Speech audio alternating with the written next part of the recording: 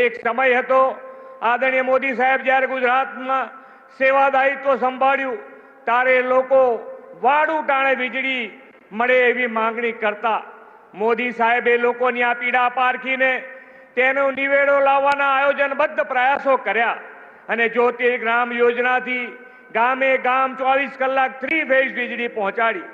જ્યારે દુનિયામાં solar energy climate ચેન્જની વાતો થતી ત્યારે તેમના નેતૃત્વમાં ગુજરાતે ક્લાઇમેટ ચેન્જ ડિપાર્ટમેન્ટ અને ચારણકામાં એશિયાનો તે સમયનો સૌથી મોટો સોલર પાર્ક કાર્યરત કરી દીધો હતો। એટલું જ નહીં, જ્યારે સૌર ઉર્જા ટેકનોલોજીની પ્રારંભિક અવસ્થા હતી ત્યારે ગુજરાતે સૌ પ્રથમ પહેલો સોલર પોલિસી 2009 અપાવીને સોલર એનર્જીમાં ટેકનોલોજીનો ઉપયોગ શરૂ કર્યો। રિન્યુએબલ એનર્જીને વેગ આપવા solar policy, solar wind hybrid policy અને ગુજરાત રિન્યુએબલ એનર્જી પોલિસી 2023 પણ અપનાવી છે। રિન્યુએબલ એનર્જીના સ્ત્રોતને આ પોલિસીથી ગતિ મળી છે। ખાવડામાં 37.35 ગીગાવોટની ક્ષમતા સાથેનો સૌથી મોટો હાઇબ્રિડ રિન્યુએબલ એનર્જી પાર્ક આકાર પામી રહ્યો છે।